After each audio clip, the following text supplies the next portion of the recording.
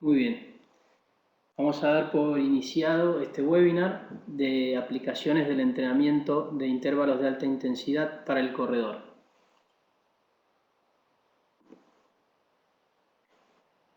Primero vamos a aprovechar esta grabación, así que vamos a avanzar bastante ágil en la presentación para después dar el lugar al debate y presentar algunas pruebas de campo.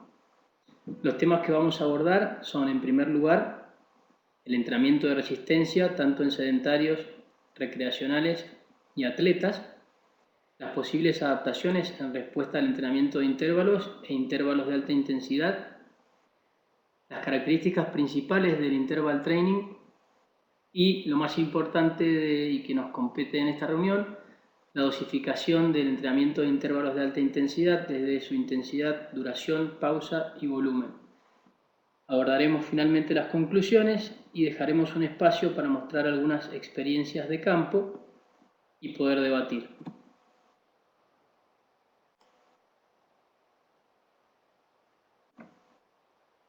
Si bien se puede describir de diferentes maneras, no podemos descuidar el propósito principal del entrenamiento, sobre todo en esta disciplina del pedestrismo, donde si consideramos la relación velocidad-tiempo, como dice Vilat, el propósito del mismo es ser capaz de correr a mayor velocidad sobre la misma distancia o correr mayor cantidad de tiempo a una velocidad determinada.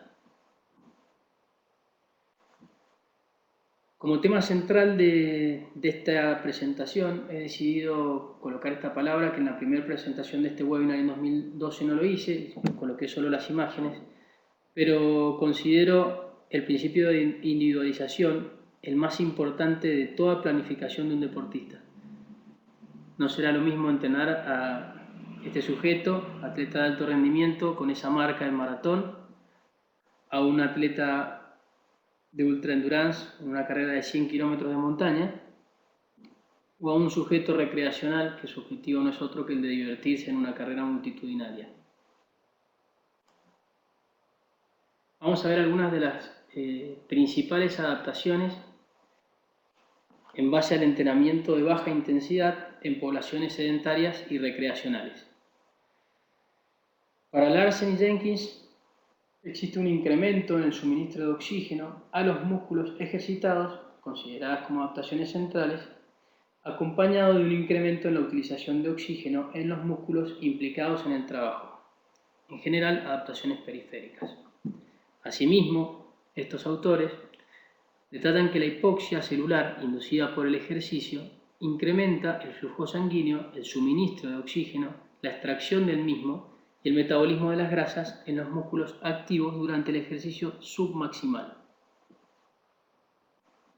En estos mismos sujetos, el entrenamiento de resistencia se ha probado que incrementa el consumo máximo de oxígeno, la densidad capilar, la actividad enzimática oxidativa y el volumen plasmático.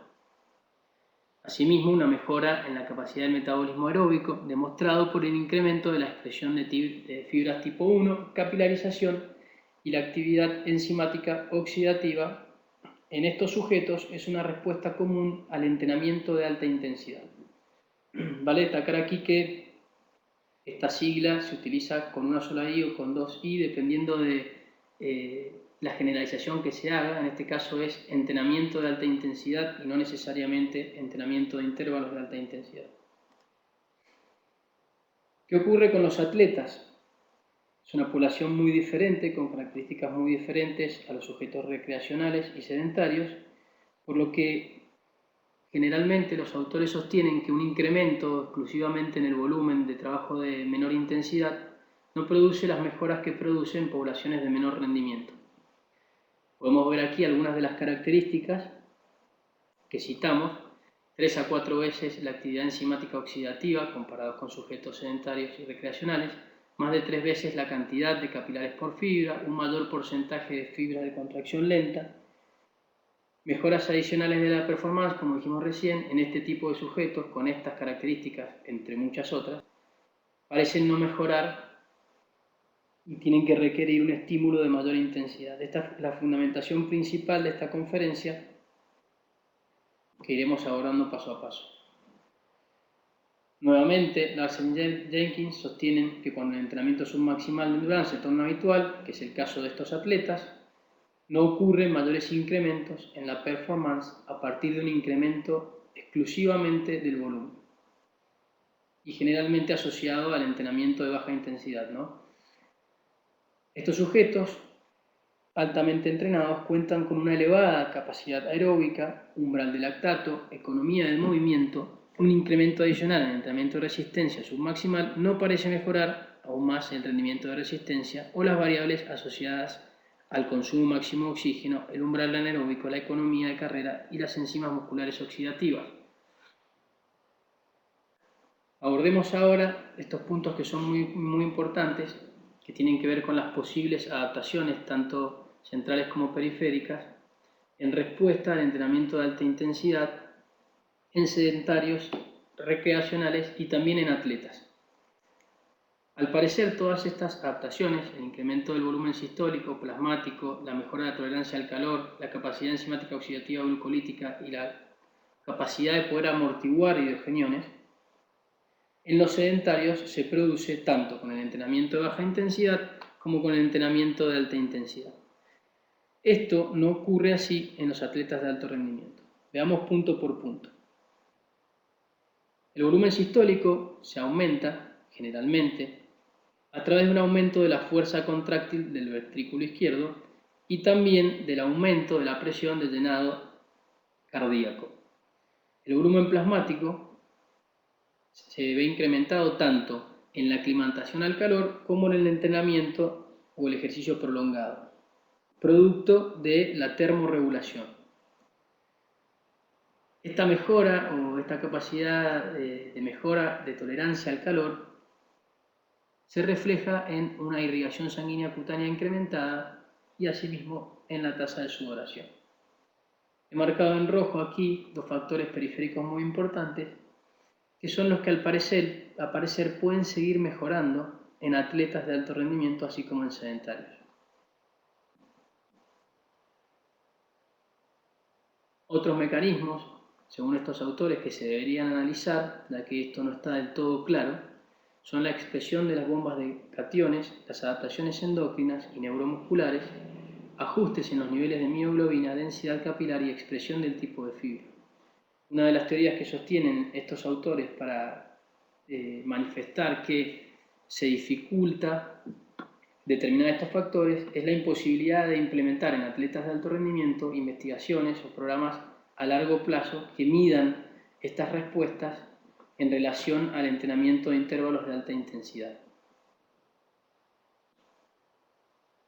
Veamos, antes de describir qué es el entrenamiento de intervalos de alta intensidad, qué es el entrenamiento de intervalos.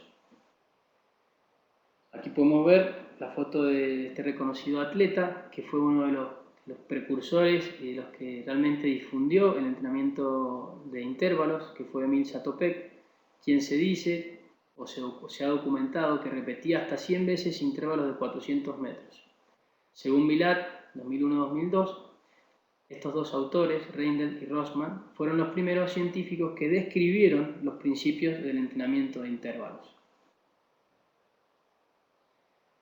En este cuadro de Vilar, en el mismo artículo, que también sale publicado en su libro, podemos ver distintas terminologías desde los años 50 hasta los años 90 y asimismo distintas dosificaciones e intensidades de este tipo de trabajos fraccionados de acuerdo a distintos autores. Esto incluso hoy genera una gran controversia y a lo largo de la historia han sido utilizadas diversas dosificaciones, generalmente en base a ritmos de carrera o ritmos máximos en determinadas pruebas, distancias o tiempos, sin necesariamente adjudicarlos o utilizar variables fisiológicas para su dosificación. Veamos cuáles son algunas definiciones. Una de Sintl del año 91 dice que la característica común de todas las variantes de los métodos interválicos es el cambio sistemático entre fases de carga y descanso. Navarro Valdivieso, ya más reciente. El método interválico abarca todas las variantes del entrenamiento fraccionado, donde no se alcanza una recuperación completa entre las fases de carga y descanso. Y este autor, que en los últimos años ha hecho muchas publicaciones en relación al entrenamiento de alta intensidad y de intervalos de alta intensidad, cita esta frase en el libro de Íñigo Múgica, publicado recientemente en 2012, indicando algo que se sabe desde el principio, que el beneficio asumido de realizar este entrenamiento de intervalos es la acumulación de mayor cantidad de un trabajo o de un estímulo de ejercicio de alta intensidad. Es decir, siempre lo que se ha buscado con el trabajo de intervalos es poder acumular mayor cantidad de trabajo de una intensidad dada que no podría sostenerse más tiempo en forma continua o en una sola repetición. Aquí también podemos ver de Vilat una clasificación de diferentes tipos de entrenamiento de intervalos de acuerdo a diferentes velocidades. En la primera columna se ve el porcentaje de la velocidad alcanzada en el consumo máximo de oxígeno o velocidad aeróbica máxima, velocidades fisiológicas de competición, velocidades máximas en esas distancias, algunas dosificaciones, tiempos límites en esas velocidades, tiempo en el nivel del VO2 máximo dentro de esos tiempos, concentraciones de lactato, contribución de la energía aeróbica. Podemos ver que las dosificaciones hoy en cuanto a terminología generarían algunas controversias entre trabajos intervalados de diferentes dosificaciones, entre trabajos de alta intensidad y posiblemente algunos similares a trabajos intermitentes, tal vez no por la intensidad, pero sí por su estructura. Abordemos ahora las características principales del entrenamiento de intervalos de alta intensidad. Hemos puesto aquí un gráfico de un corredor que vamos a ver en detalle, un corredor amateur, al final de esta presentación. Si bien la frecuencia cardíaca no es el dato que se utiliza para dosificar este tipo de trabajo, sí es importante evaluar y ver cómo se comporta a lo largo de un trabajo de intervalos de alta intensidad para sacar algunas conclusiones que veremos más adelante. Según Larsen, en su publicación reciente de este libro de Íñigo Múgica, el entrenamiento intervalado de alta intensidad es típicamente definido como periodos repetidos de ejercicio de alta intensidad desarrollado por encima del punto de retorno del lactato, agregando esta característica del esfuerzo percibido, duro o superior, intercalados con periodos de ejercicio de baja intensidad o reposo absoluto. Esta sería una definición general y más aproximada a lo que es el entrenamiento de intervalos de alta intensidad en la actualidad. Para poder hablar de dosificación de entrenamiento de intervalos de alta intensidad es importante definir cuáles son los puntos de referencia que toman los diferentes entrenadores y autores a la hora de dosificar este trabajo. El principal de ellos es la velocidad mínima a la que se alcanza el máximo consumo de oxígeno, que en la bibliografía utiliza diferentes siglas y diferentes nombres para definir lo mismo. Aquí tenemos algunos ejemplos. VO2 max, velocidad mínima a la que se alcanza el máximo consumo de oxígeno, velocidad asociada al consumo máximo de oxígeno, o VO2 max también, llamada también VAM, o velocidad aeróbica máxima, o velocidad máxima aeróbica. También este autor Larsen Jenkins, estos autores lo citan como Vmax y ha sido mostrada como un predictor de la performance en eventos de carrera de media y larga distancia y parece ser útil para prescribir programas de entrenamiento de alta intensidad, que es lo que veremos a continuación. Más allá de esta velocidad aeróbica máxima, es crucial para la implementación de este tipo de entrenamiento la determinación del tiempo límite a esa velocidad aeróbica máxima.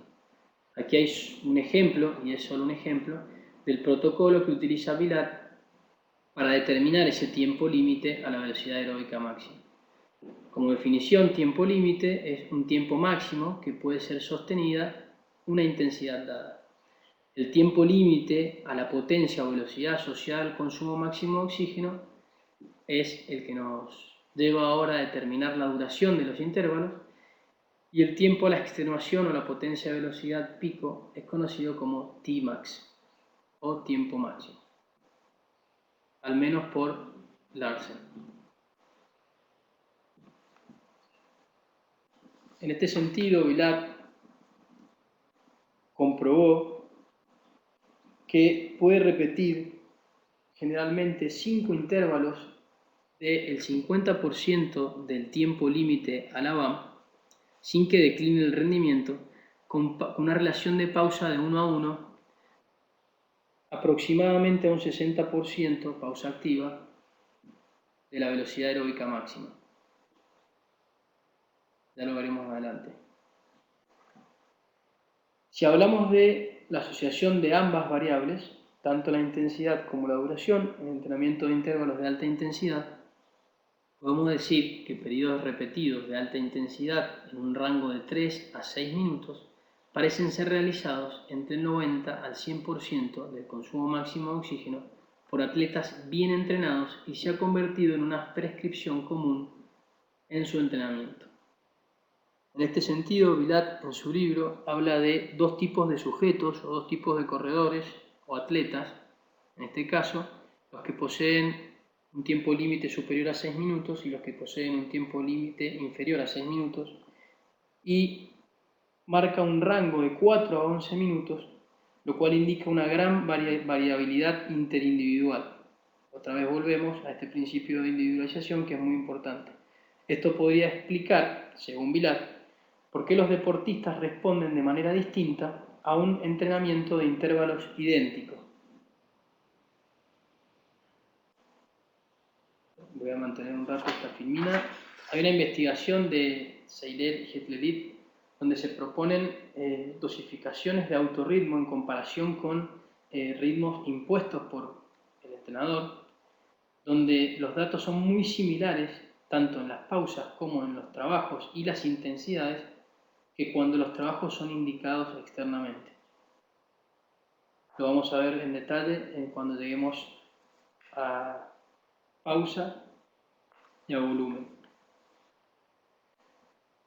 Continuando con esta asociación de intensidad y duración, la prescripción de entrenamiento de alta intensidad en corredores altamente entrenados ha sido exitosa cuando la velocidad aeróbica máxima es utilizada para establecer la intensidad y entre el 50 al 60% del tiempo máximo a la velocidad aeróbica máxima es utilizado para la duración del ejercicio. Esto es prácticamente una prescripción común en diferentes publicaciones.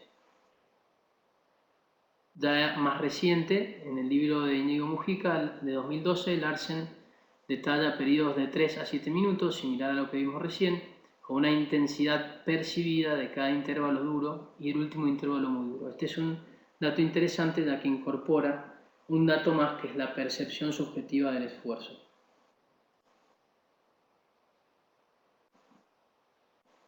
La pausa es un dato bastante controversial, pero bueno, dependerá también del nivel del deportista. Yo voy a mostrar algunos ejemplos en la práctica de deportistas de nivel amateur, donde estas teorías que se sustentan aquí tal vez no suceden de la misma manera que en atletas de alto rendimiento. No podemos perder de vista el objetivo de la pausa, que es el que tiene que permitir altas intensidades de ejercicio que deben alcanzarse en repetidas ocasiones durante los intervalos posteriores. Esto es una condición muy importante porque uno de los criterios es que los intervalos en este tipo de trabajo sean siempre desarrollados a la misma intensidad de un intervalo a otro en forma pareja y constante. En este trabajo de Larsen también, cuando los atletas, parecido al de Seiler y Hetlerit,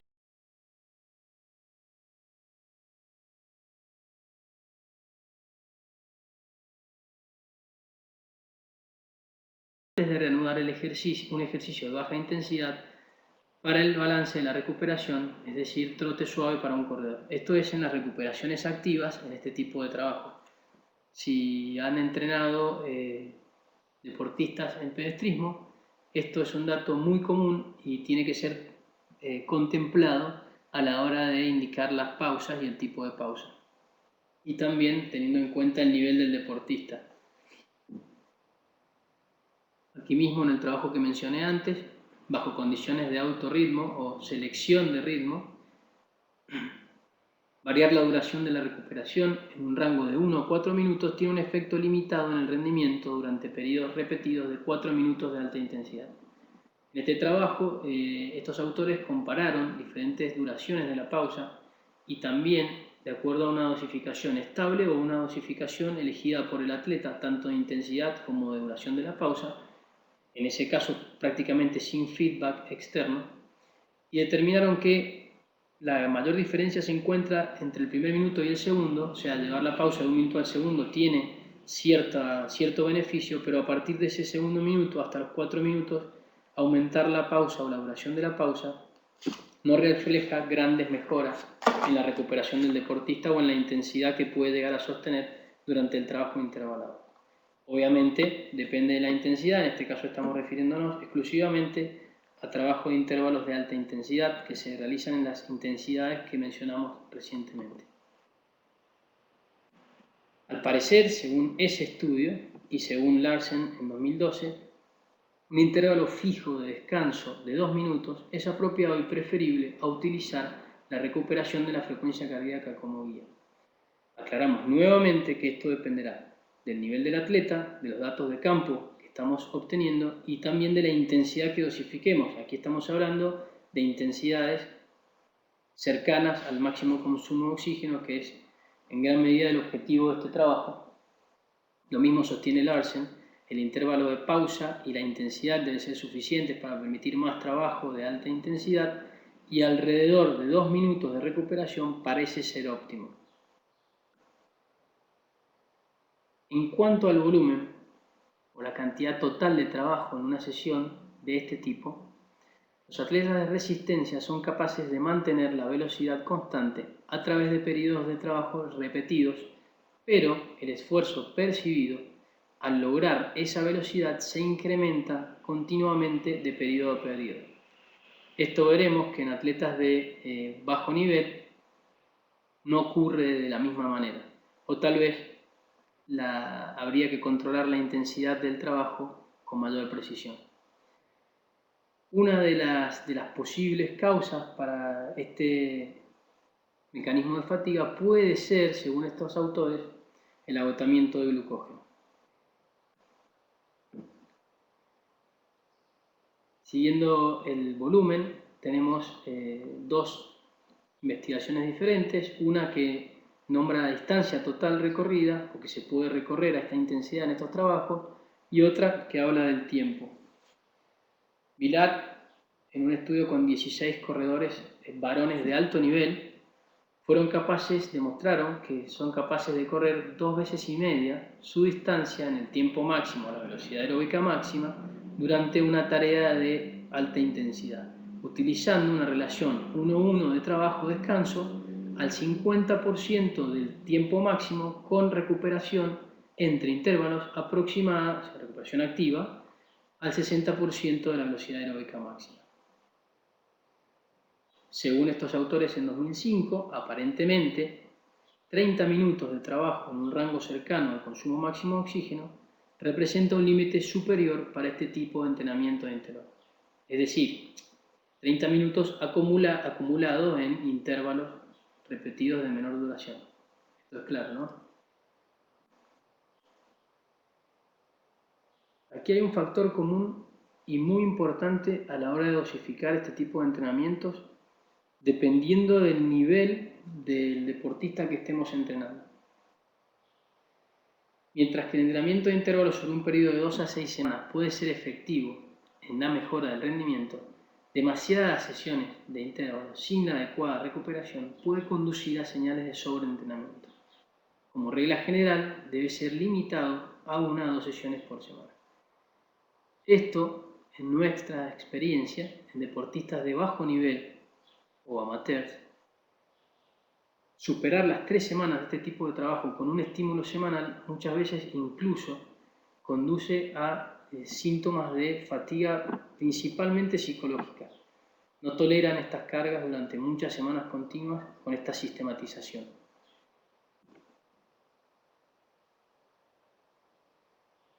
Empecemos a ver algunas conclusiones. En general, según estas investigaciones y la literatura de los últimos 10 años, el entrenamiento de intervalos de alta intensidad es un método eficiente en individuos no entrenados o moderadamente activos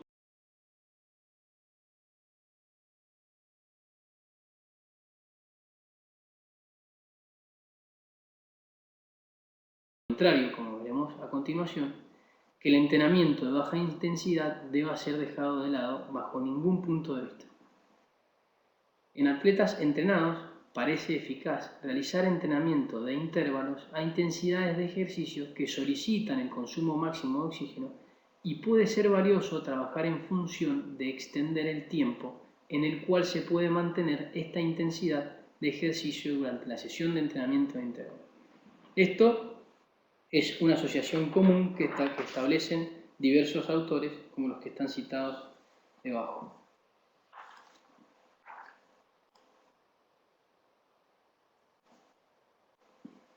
Este patrón es muy interesante, este patrón de distribución. En el primer punto podemos ver el patrón de distribución que se indica, según Larsen, para atletas de élite que participan en eventos de ejercicio intenso, que para este autor son eventos de 1 a 8 minutos de duración, donde el patrón de distribución de la intensidad es de aproximadamente 75% en trabajos de baja intensidad y un 10 a un 15% en trabajos de muy alta intensidad. Podemos ver que este autor, Seiler, también coincide en el caso de corredores de media y larga distancia, donde el 80% del entrenamiento es un patrón común destinado a desarrollar trabajos de baja intensidad y el 20% restante es dirigido al entrenamiento de umbral o intervalos de alta intensidad o trabajos de alta intensidad. Este autor se refiere a trabajo o entrenamiento de baja intensidad a una intensidad aproximada del 65% del consumo máximo de oxígeno y es combinado con ese 20% realizado a intensidades entre el 85 y el 100% del consumo máximo de oxígeno. Si bien un corto periodo de tiempo de entrenamiento de alta intensidad mejora la performance, un alto volumen de entrenamiento también es importante. Es lo que mencionábamos en la filmina anterior. Volvemos aquí a este punto que para mí es crucial, antes de cerrar esta temática. Hay un estudio de Chieli muy reciente de 2012 donde refleja este principio de individualización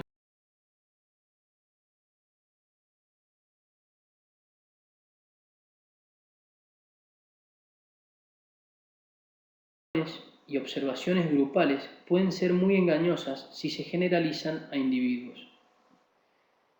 En un segundo punto, es importante considerar que atletas individuales responden de manera distinta a sesiones idénticas. Asimismo, sesiones idénticas en un mismo atleta tienen una respuesta adaptativa única. Y según este autor, es altamente improbable que existan mejores patrones, periodos de tiempo o progresiones y o esquemas de carga válidos aplicables en distintos contextos de entrenamiento. Ahora leyendo la frase, en ausencia de soluciones hechas, típicos planes a medida, el diseño de un proceso de entrenamiento eficiente puede ser considerado un estudio exploratorio que evoluciona lentamente, minuciosamente documentado de un solo sujeto de ensayo y error experimental. Esto, bajo ningún punto de vista, significa que todo lo antedicho y que la investigación no sirve, pero sí significa que nosotros como entrenadores debemos individualizar las cargas de entrenamiento en cada caso y no generalizar, y poder aplicar estos criterios en el campo a través del ensayo y error experimental sin generar riesgos en nuestros entrenadores. Dejo esta frase de este corredor que corrió el año pasado la ultramaratón del Monte Blanco.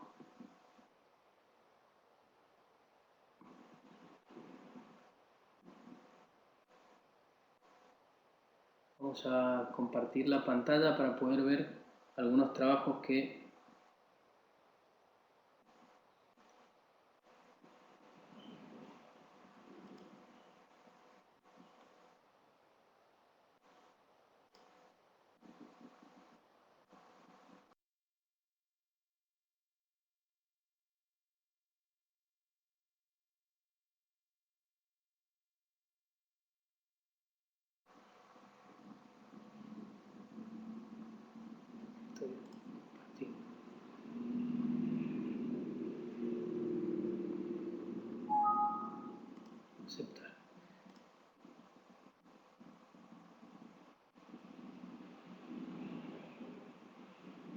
Muy bien. Facundo, ¿pueden ver la pantalla que estoy viendo yo en este momento?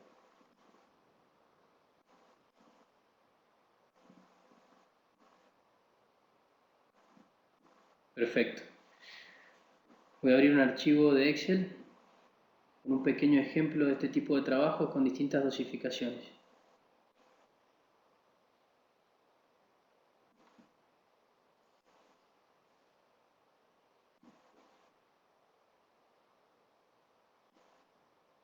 Bien. Muy bien. Este es el ejemplo de un corredor amateur, uno de los únicos que me permite hacer de él algunas evaluaciones, ya que es mi hermano, y tiene derecho a sufrir lo que yo necesite investigar, digamos así. Aquí podemos ver, este corredor lleva 2 años corriendo. Antes de esto realizaba actividades muy diferentes, como boxeo. Hace 2 años que corre en forma sistemática. Podemos ver distintos tipos de dosificaciones de trabajos de intervalos de alta intensidad. Uno de los patrones que yo tomo para dosificar es un protocolo de 2000 metros para determinar el tiempo y el ritmo medio al cual trabajo para después extrapolarlo a los trabajos de intervalos. Estas son evaluaciones de este año. Ya vamos a ver la mejora radical que tiene.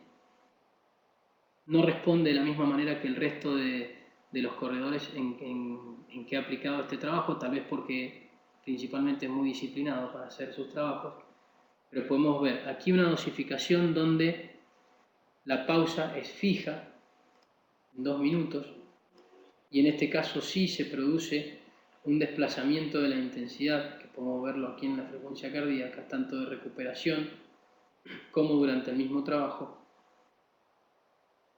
pero sí hay una mejora observable. En este caso es 1 segundo en el ritmo medio, en los 4 intervalos, con distancia fija.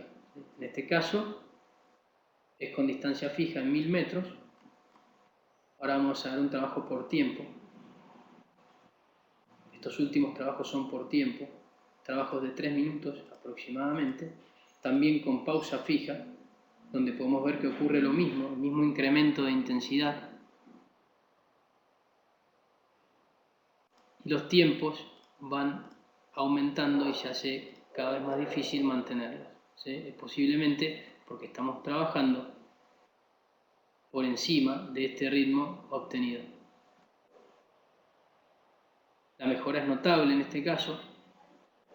En cuanto al promedio, son 3 segundos menos en cada intervalo, con una diferencia de prácticamente 14 días de un trabajo a otro, durante 3 semanas seguidas de este trabajo.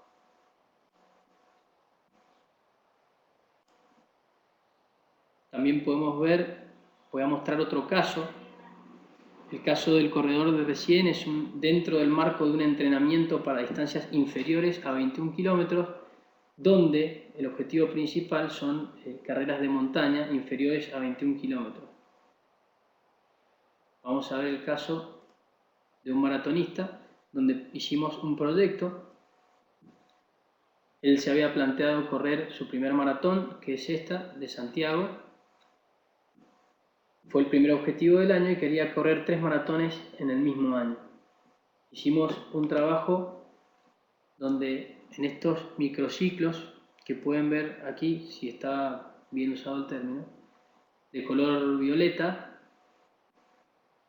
y en los microciclos previos a esos solamente se realizaron trabajos de intervalos de alta intensidad. En el primer caso, y porque realmente estaba conociendo su rendimiento, el tapering duró varias semanas. El tiempo fue de 3 horas 29. El segundo periodo tuvimos 3 semanas menos para preparar la maratón de Rosario, pero el tiempo bajó considerablemente. Hay que tener en cuenta que la maratón de Santiago tiene un desnivel que Rosario no tiene. En este caso, realizamos 2 semanas de periodos con intervalos de alta intensidad y volvimos a repetir en esta franja. Y para la última maratón del año pasado en Buenos Aires utilizamos una metodología diferente, con mayores periodos de alta intensidad intercalados con microciclos de choque intercalados con microciclos de recuperación y muchos trabajos de ritmo de alto volumen cercanos a la competencia. Esto fue una experiencia para ver qué ocurría y el resultado fue incluso mejor que en los anteriores.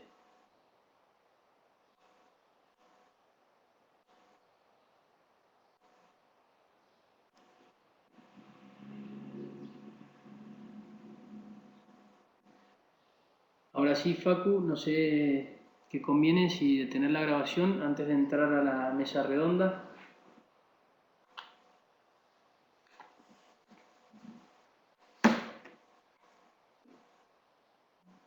Perfecto.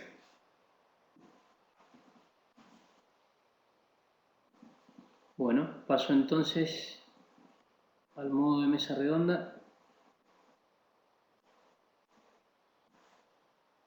Los participantes preguntan por chat y yo respondo por micrófono.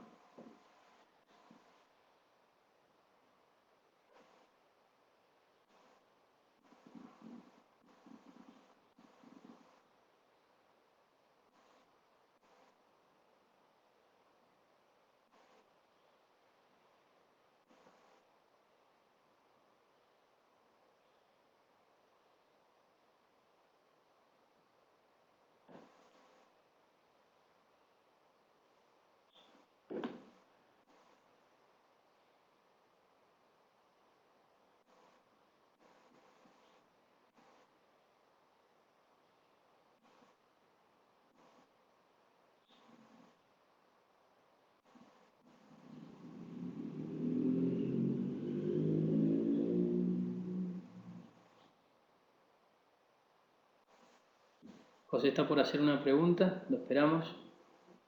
Andrea también.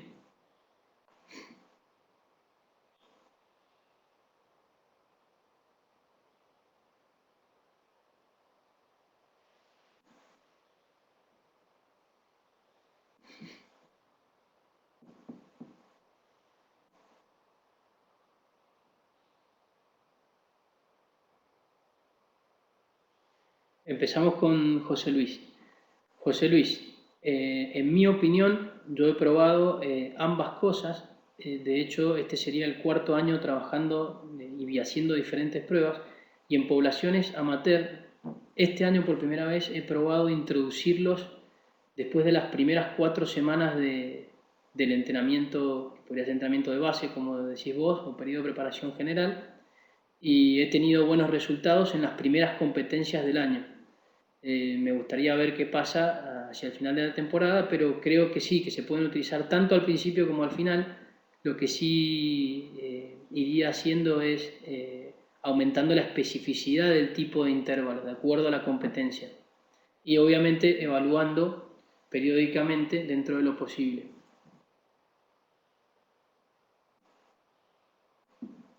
Andrea.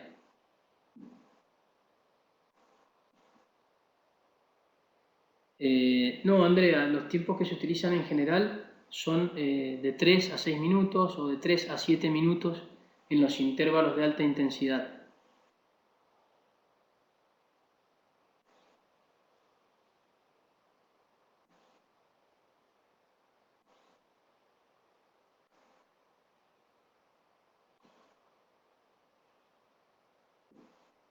José Luis, no sé si quedó clara la respuesta.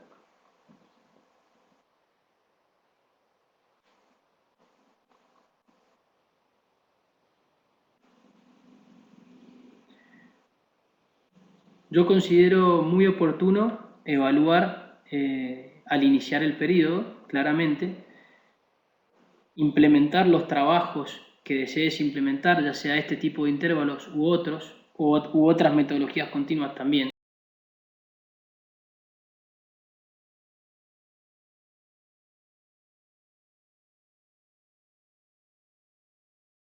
Determinados algunos protocolos de 2.000 metros, de 3.000 metros, de 5.000 metros, de acuerdo al deportista, la disciplina y lo que desee trabajar. y los repito por lo menos cada 2 o 3 meses. O en el caso de estos alumnos que estoy evaluando con diferentes metodologías en forma más regular.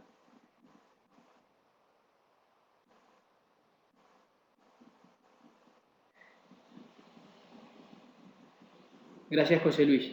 Andrea, las recuperaciones, como mencionamos recién, esto está todo volcado en un artículo que está en Sobreentrenamiento. Antes de cerrar, quiero recordar el nombre del artículo para que puedan acceder. Está publicado en Sobreentrenamiento del año pasado. Las recuperaciones en general son de aproximadamente 2 minutos, pero es recomendable en muchos casos, como hablamos con Facundo en la última repetición de esta conferencia, el trabajo de pausa hasta llegar a un determinado nivel de frecuencia cardíaca. A ver si puedo volver a compartir, me olvidé de mostrar ese ejemplo. En este trabajo, Andrea,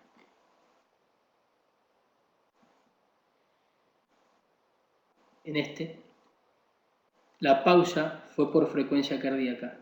Y, como bien dijo Facundo en la última presentación, si se fijan, la intensidad aumenta, pero los ritmos pueden ser sostenidos. Esta diferencia, esta relación entre este intervalo y o sea, el primero, el tercero, el segundo y el cuarto, es porque esto no está realizado en una pista llana, sino en un tramo que tiene un desnivel de 5 metros, que es el menor desnivel que podemos encontrar en la provincia de Mendoza. Por eso se produce esa diferencia de 9 segundos, pero es estable.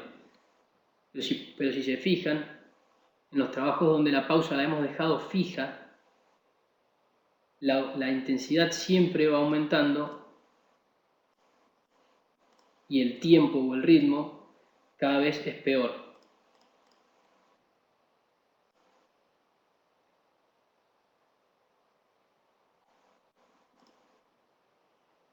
No sé si me expliqué bien.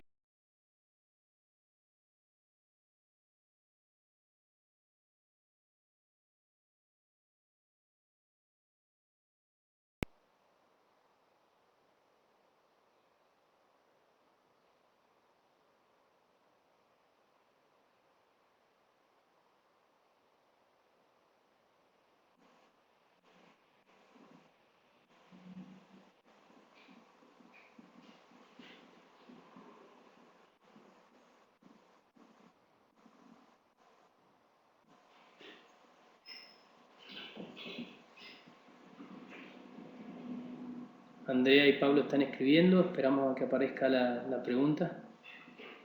Bien.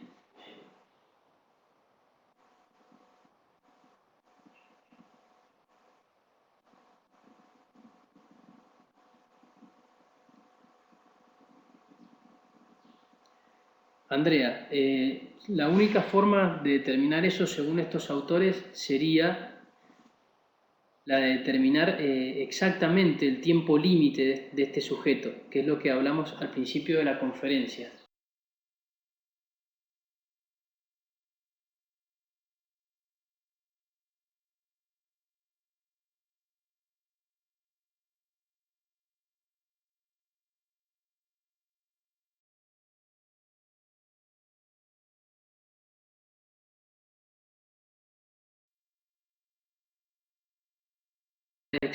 ¿Ahora se escucha?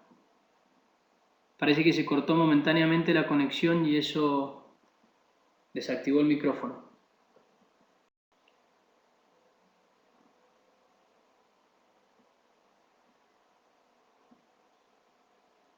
¿Hasta qué punto se escuchó cuando estaba dando la respuesta de Andrea de los periodos de 3 minutos?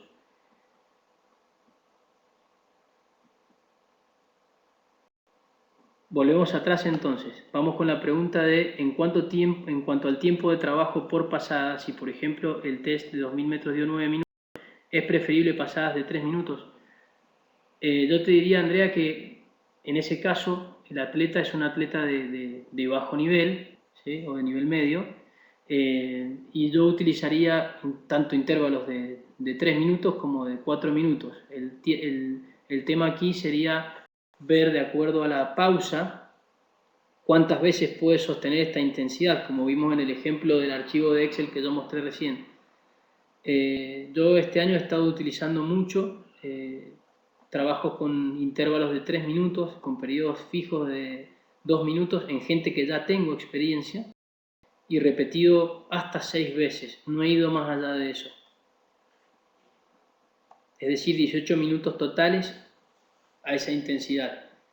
No he ido más allá de eso porque la intensidad ha empezado a fluctuar a partir de ese punto, en este nivel de deportistas.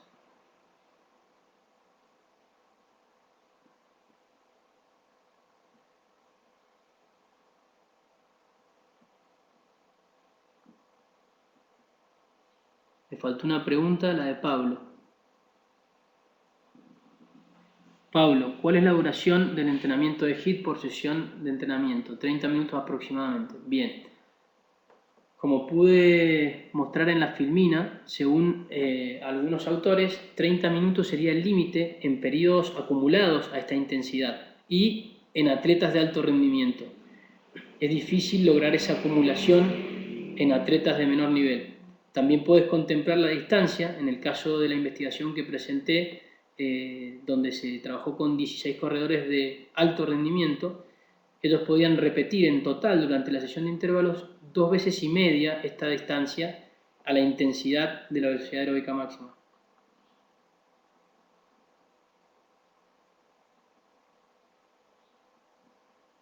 Vamos con la pregunta de José Luis. Por lo tanto, si la intensidad no bajase haciendo más de 5 a 6 intervalos, deberíamos reevaluar la BAM, ¿verdad? Es posible, tal vez no sea necesario. Yo simplemente intento, no soy muy amigo de evaluar demasiado y sí de estar, o sea, lo necesario y sí de modificar las variables de entrenamiento. Puedes probar directamente intensificar o aumentar la cantidad de intervalos. En el taller de trabajo intervalado de Facundo de la semana pasada se exponían diferentes alternativas como la reducción de la pausa, el aumento de la cantidad de los intervalos, el aumento de la intensidad de los intervalos manteniendo la misma pausa. Puedes utilizar todas esas variantes.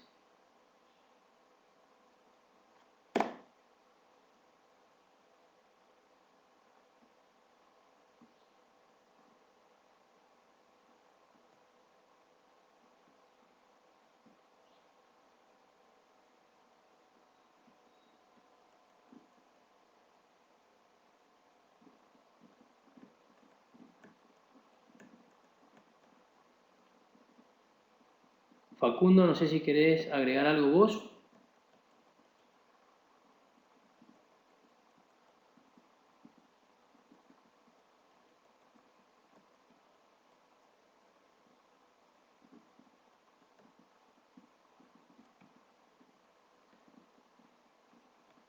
Facundo trabaja mucho con ciclistas.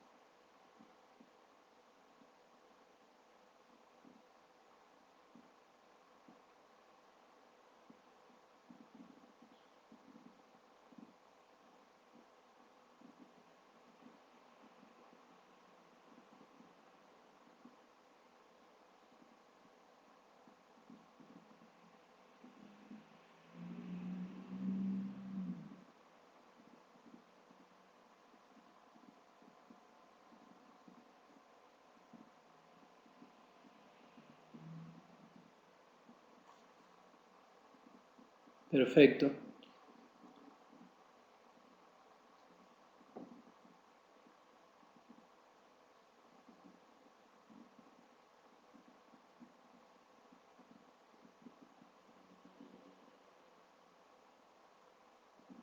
Eso es muy cierto, Facundo. Hay gente que responde mejor a los trabajos continuos que a este tipo de trabajos, o por lo menos a los que yo he implementado. Estoy de acuerdo.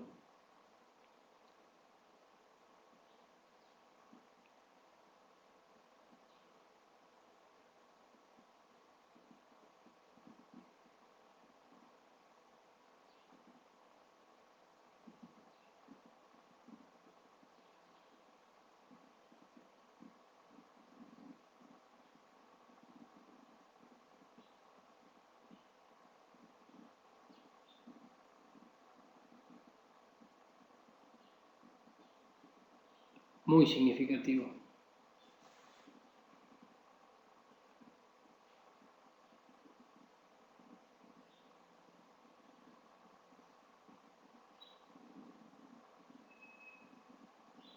Creo que es muy importante partir de este principio de individualización y determinar primero si realmente es necesario introducir este tipo de entrenamiento de acuerdo al nivel del deportista que estemos entrenando. Muchas veces es un recurso para acelerar las adaptaciones, ya que es más rápido en general.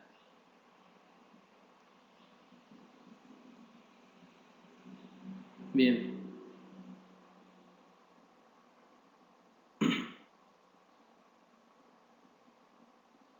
así es.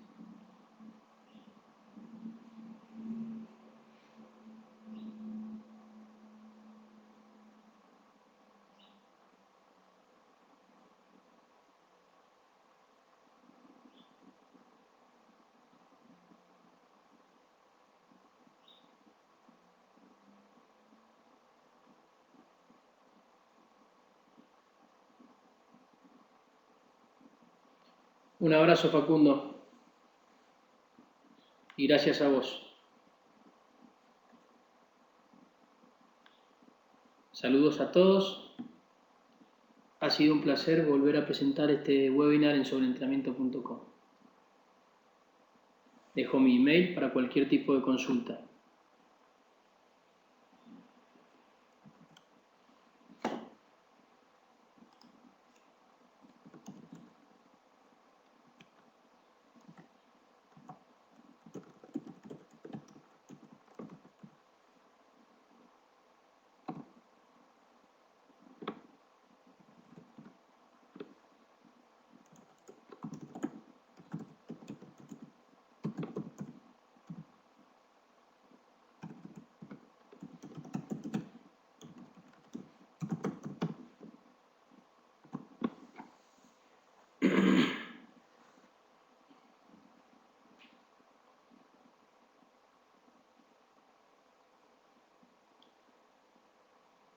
Muchas gracias, José Luis.